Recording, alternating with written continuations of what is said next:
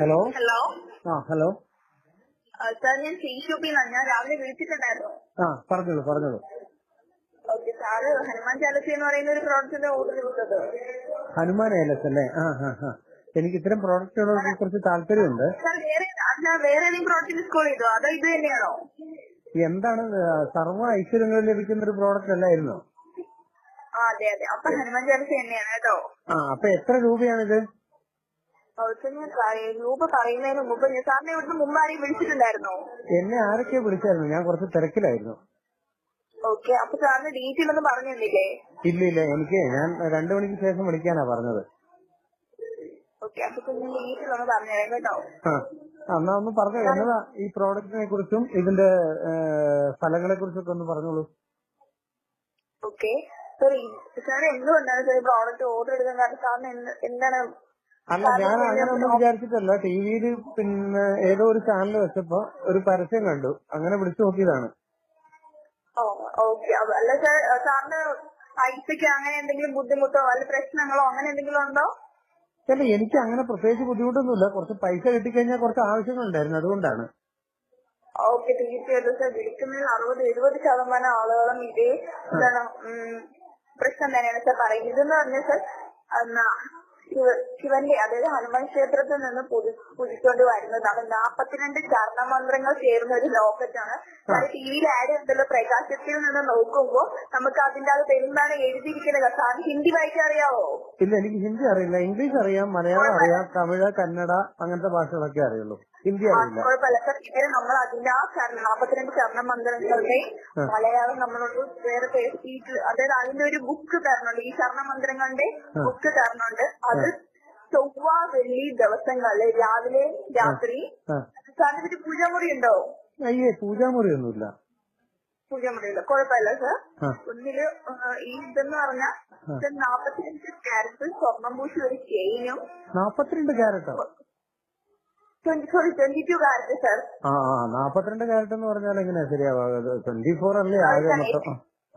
തെറ്റിപ്പോയായിരിക്കും. സാരമില്ല. 22 ക്യാരറ്റ് സ്വർണ്ണം പൂശി ഒരു ചെയിനും. സാർ, ഈ ലോക്കറ്റ് എന്ന് പറഞ്ഞ സാറിന് പൂജാമുറി ഇല്ലെങ്കിൽ സാറിന്റെ കഴുത്തില് ഈ ചെയിനില് ഈ ലോക്കറ്റ് തൂക്കി സാറിന്റെ കഴുത്തിലിടുക. അല്ലെങ്കിൽ അങ്ങനെ ചെയ്യാൻ ഈ പൂജാമുറി ഉണ്ടെങ്കിൽ പൂജാമുറിയിലും വെക്കാം. ഓക്കെ, അല്ലെങ്കിൽ സാർ ഇതില് 1000 രൂപ സ്വർണ്ണം പൂശി ഒരു നോട്ടുണ്ട്. അത് സാർ അലമാരി വെക്കുന്നേക്കാൾ സാറിന്റെ പേഴ്സിൽ വെക്കുന്നതാണ് നല്ലത്. അതെന്തെന്ന് വെച്ചാൽ സാർ, ഇതിന് പേഴ്സിൽ വെക്കുമ്പോ അത് കാണാത്ത രീതിയിൽ വേണം വെക്കാൻ. അതായത് പെട്ടെന്ന് നമ്മള് എവിടെയും പോകുമ്പോൾ ഫേസ്ബുക്ക് മറ്റുള്ളവർ കാണത്തില്ലേ, ഇതങ്ങനെ കാണാനൊന്നും പാടില്ല സാറ്. ഇടയ്ക്ക് എന്താ ആരും കാണാത്ത രീതിയിൽ വെക്കുക. അങ്ങനെ സാറിന്റെ ഫേസ് അത് ധനം വന്ന് കയറാനാണ് അത് അങ്ങനെ വെക്കുന്നത്. പിന്നെ സാർ, ഇതിൽ ഏറ്റവും വേണ്ടതെന്ന് പറഞ്ഞാൽ സാർ ഇത് പ്രോഡക്റ്റ് മേടിച്ചു വെച്ചിട്ട് ഒരു കാര്യം അതല്ല സാർ, ഇത് വിശ്വാസത്തോടെ വേണം മേടിക്കാൻ. വിശ്വാസം എന്ന് പറയുന്ന സംഭവം ഇല്ല, അതാണ് കുഴപ്പം. അങ്ങനെയല്ല സാർ, അങ്ങനെ നമ്മള് എന്താണ് ഈ ശരണ മന്ത്രങ്ങളില്ലേ? അയ്യോ, അതെന്നെ കുഴപ്പമെന്നറിയാവോ? ഞാന് ഒരു യുക്തിവാദിയാണ്. ഞാനിത് പിന്നെ സോമാലിയയിലേക്ക് കൊടുക്കാൻ വേണ്ടിയിട്ടാണ് ഞാൻ ഈ സാധനങ്ങൾ ഓർഡർ ചെയ്യാൻ വേണ്ടിയിട്ട് ഉദ്ദേശിക്കുന്നത്. ഓക്കെ, അതിനിപ്പോ എന്താണ് സാർ? അത് പിന്നെ ആരുടെയൊക്കെ കയ്യിരിക്കുന്നു അവിടെയൊക്കെ കയ്യിൽ നല്ലതേ വരൂ. അതെ. ഞാൻ ഈ പാവപ്പെട്ട സോമാലിയ അതുപോലുള്ള രാജ്യങ്ങളിലൊക്കെ പട്ടിണി പാവങ്ങളുണ്ടല്ലോ, അവർക്ക് കുറച്ചങ്ങ് മേടിച്ചു കൊടുക്കാന്ന് വെച്ചിട്ടാണ്. ഞാനൊരു സമ്പന്നനായതുകൊണ്ട് കുറച്ച് പൈസ അങ്ങ് മുടക്കിയേക്കാന്ന് വെച്ചിട്ടാണ്. അപ്പൊ ഒന്നിന്റെ വില അങ്ങ് പറഞ്ഞാൽ മതി, ഞാൻ എന്താ പറയാ ഒരു 100 എടുക്കാം. ഇതെന്ന് വെച്ചാൽ സാറിന് ഇപ്പൊ വിളിച്ചതില് സെലക്ടഡ് കസ്റ്റമർ എന്നൊരു ഓഫർ സാറിന് കിട്ടിയിരിക്കും. സാറിനെ രാവിലെ വിളിച്ചത് ഞാൻ തന്നെയാണ്. 2 മണിക്ക് എന്നോട് തന്നെയാണ് വിളിക്കാൻ പറഞ്ഞത്. പിന്നെ നമ്പർ ഒന്ന് ചേഞ്ച് ആയെന്നേ ഉള്ളൂ. ഓക്കെ, അല്ല കുഴപ്പമില്ല. 100 എടുക്കുമ്പോ എത്ര രൂപ വേണം സാർ? അങ്ങനെ ഞാൻ പറയുന്ന കേക്ക്. സാറിന് ഇപ്പൊ കിട്ടിയിരിക്കുന്ന പറഞ്ഞാൽ സെലക്ടഡ് കസ്റ്റമർ എന്നാണ്. എന്തെന്ന് വെച്ചാൽ സാർ, അല്ലാത്ത നോർമൽ കസ്റ്റമർ നമ്മൾ 4500 രൂപ എന്ന രീതിയിലാണ് ഈ ഹനുമാൻ ചാലസി യന്ത്രം കൊടുക്കുന്നത്. സാറിന് ഇപ്പൊ കിട്ടിയിരിക്കുന്നത് വെറും 2999 മാത്രമാണ്. അതുപോലെ തന്നെ സാർ, സാറിന്റെ വീട് എവിടെയാണ്? എന്റെ വീട് ഇവിടെ മാനന്തവാടിക്ക് അടുത്ത് കമ്മനയിലാണ്. മാനന്തവാടി എന്ന് പറയുമ്പോ വയനാടല്ലേ സാർ? അതെ, മാനന്തവാടി വയനാട്. അവിടെ എവിടെയാണ്? കൽപ്പറ്റ? കൽപ്പറ്റന്ന് കുറച്ച് ഇങ്ങോട്ട് പോകണ്ട, മാനന്തവാടി തന്നെ. ഓക്കെ അല്ല സർ എന്നിട്ട് നമ്മളിത് എറണാകുളത്താണ് വിളിക്കുന്നത്. അപ്പൊ സർ മാനന്തവാടി വരെ വരുന്നതിൽ നമ്മൾ ഡെലിവറി ചാർജ് 400 രൂപയാണ് മേടിക്കുന്നത്.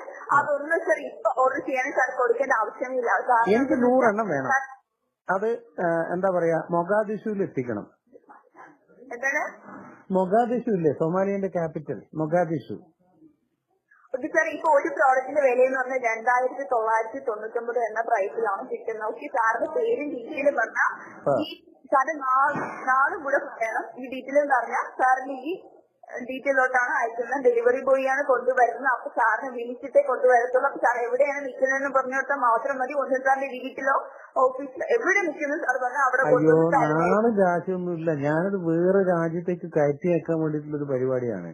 അതായത് ആഫ്രിക്കയിലെ പട്ടിണി മാറ്റലാണ് എന്റെ ഒരു ലക്ഷ്യം. അപ്പൊ എനിക്ക് ഇവിടെ കിട്ടില്ല. മൊഗാദിഷുവിൽ എത്തിച്ചു കൊടുക്കാൻ പറ്റുമെങ്കിൽ പൈസ ഞാൻ തരാം. എവിടെയാണ്?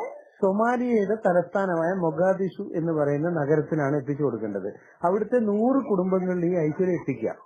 അതിന്റെ പൈസ എന്ന് പറയുന്നത് നിങ്ങൾക്കിപ്പോ ഈ സാധനം വെച്ച് കഴിഞ്ഞാൽ പൈസയും ഐശ്വര്യവും ഒക്കെ ഏകദേശം ഉണ്ടാവുമല്ലോ. അപ്പൊ നിങ്ങളൊന്ന് കോൺട്രിബ്യൂട്ട് ചെയ്യേ. നമ്മുടെ രാജ്യമൊക്കെ നന്നാവട്ടേനെ, മൊത്തത്തിലൊന്നും നന്നാവട്ടെ.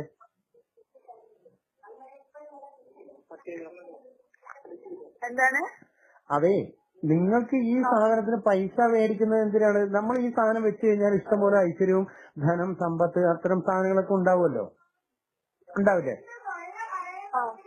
അപ്പൊ അതുണ്ടാവുമെങ്കിൽ നിങ്ങൾക്ക് ഈ സാധനം ഒന്നും പിന്നെ പൈസക്ക് വിൽക്കേണ്ട ആവശ്യമൊന്നുമില്ലല്ലോ. അപ്പൊ എനിക്കൊരു രാഷ്ട്രത്തെ രക്ഷപ്പെടുത്താൻ വേണ്ടിയിട്ടാണ്. ഞാനിപ്പോ ഇന്ന് എന്റെ എയിം സൊമാലിയ എന്ന് പറയുന്ന രാജ്യത്തെ രക്ഷപ്പെടുത്തുക എന്നുള്ളതാണ്.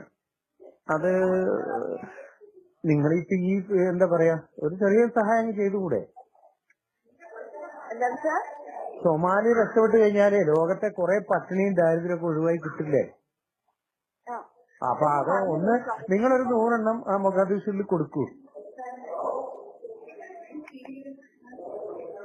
നന്നായിരിക്കില്ലേ? അതെ, ഇത്തരം ഒരു പുണ്യപ്രവൃത്തി ചെയ്യുക. നിങ്ങളെ സൊമാലിയ എന്ന് പറയുന്ന രാജ്യത്തെ രക്ഷിക്കാൻ വേണ്ടിയിട്ട് ഒരു 100 എണ്ണം ഞാൻ നിങ്ങൾ സംഭാവന ചെയ്യാൻ വേണ്ടി മാത്രമാണ് ഞാൻ ഉദ്ദേശിക്കുന്നത്. അപ്പൊ നിങ്ങളൊരു 100 എണ്ണം സൊമാലിയയിലേക്ക് കൊടുക്കൂ. അവരെങ്കിലും രക്ഷപ്പെട്ടെ. പട്ടിണി കോലങ്ങൾ നമ്മള് കാണല്ലേ വാർത്തകളിലൊക്കെ. ഒരു യന്ത്രത്തിന്റെ വില 2999 രൂപയാണ്. അപ്പൊ 100 എണ്ണത്തിന് ആകെ കൂടി കഴിഞ്ഞാൽ എത്ര എന്താ പറയാ ഒരു 3 ലക്ഷം രൂപ താഴെ വരുള്ളൂ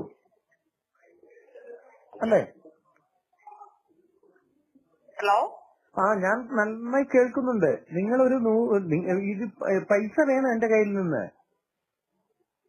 എന്താ പൈസ വേണോന്ന് ചോദിച്ചതാ. സാറിനൊന്നും വേണ്ട, ചേട്ടൻ വിളിച്ചാൽ മതി. പൈലിച്ചേട്ടൻ, അതാണ് എന്റെ ഒരു പേര്. ജാതി പേരിൽ അറിയപ്പെടുന്ന ഒരാളാണ് ഞാൻ. എന്റെ പേരെന്താണ്? പൈലിച്ചേട്ടൻ രാജരക്തമാണ്. അതെ, നിങ്ങളൊരു കാര്യം ചെയ്യേ. ഇത് വീട്ടിൽ വെച്ചാല് അല്ലെങ്കിൽ പേഴ്സിലൊക്കെ വെച്ച് കഴിഞ്ഞാൽ ധാരാളം ധനം ഉണ്ടാവുമല്ലോ. അപ്പൊ നിങ്ങൾ ഇതെന്തിനാണ് പൈസക്ക് വിൽക്കുന്നതെന്നാണ് എന്റെ ഒരു ചോദ്യം. അങ്ങനെ ഉണ്ടെങ്കിൽ നിങ്ങളൊരു 100 എണ്ണം നമ്മുടെ സൊമാലിയയിലേക്ക് സംഭാവന ചെയ്യുക. അവരെങ്കിലും രക്ഷപ്പെടട്ടെ. അപ്പൊ ഒരു പുണ്യം കിട്ടുമല്ലോ. ആദ്യം തന്നെ ഞാൻ തന്നെയാ മിസ് കോൾ അടിച്ചത്.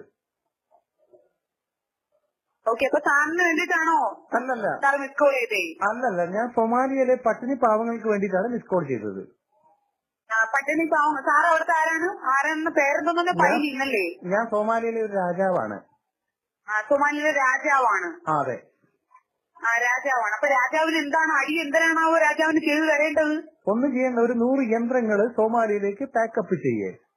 അഡ്രസ് അയച്ചു തരാം, അവിടെ ഇരുന്നോ നീ. ഓക്കെ അടി അയച്ചോളാം. ഇച്ചിരി പോണാ അങ്ങോട്ട്. പറ, കുറച്ചുകൂടി പറ.